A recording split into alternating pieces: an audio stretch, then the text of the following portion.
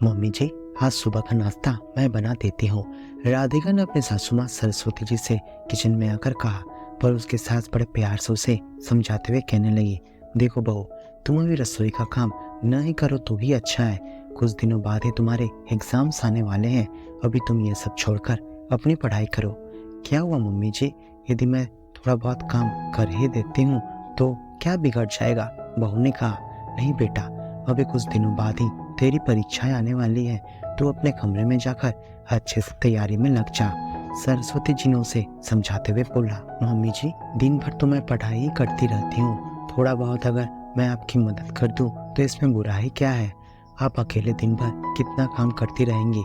राधिका ने मुस्कुराते हुए कहा, देख बहू, मेरी अभी इतनी भी उम्र नहीं है कि मैं अपने हाथ पैर न चला सकूं, और जब तेरी परीक्षाएं हो जाएगी तब तो जितना मन चाहे उतना काम कर लेना, पर अभी के लिए जाकर पढ़ाई कर।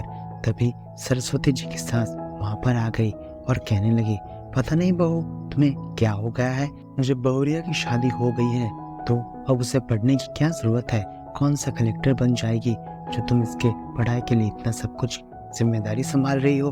अब इसकी शादी हो गई है, इसे तो अब गृहस्थी संभालना चाहिए। इसे पढ़ा लिखा कर ज्यादा होशियार बनाने के चक्कर में कहीं तुम ही न बर्बाद हो जाओ। सरस्वती जी की सास ने मुंह बिचकाते हुए कहा, माँ जी, शादी हो गई है तो क्या हुआ?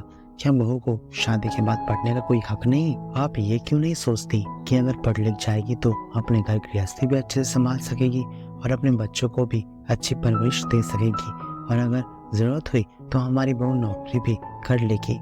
मैं कभी भी बहू को नौकरी करने से नहीं रोकूंगी, जिस तरह आपने मुझे रोका था। मेरी बहू पढ़ेगी तो इसमें आपको क्या दिक्कत है माँ जी? सरस्वती जी ने अपनी सास को समझाते हुए कहा, हाँ हाँ, खूब पढ़ाओ, पर देखना बाद में तुम्हें वो कैसा सबक सिखाएगी। दादी सास ने फिर से मुंह बनाते हुए कहा।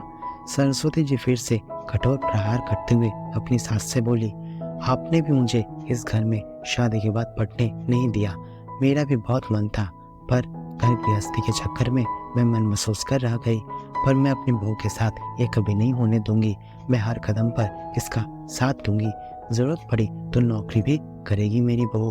और जहाँ तक मुझे सबक सिखाने की बात रही, तो मुझे बहू पर पूरा विश्वास है। हमारे रिश्तों में किसी तरह की दरार कभी नहीं आएगी, आप देख लीजिएगा। सरस्वती जी ने दृढ़ स्वर में कहा, अक्सर ये देखा जाता है कि शादी के बाद बहू को नहीं पढ़ाया जाता, पर यह कहाँ तक सही है और कहाँ तक गलत, आप इस वीडियो के कमेंट में लिखकर हमें बता सकते हैं। धन्यवाद।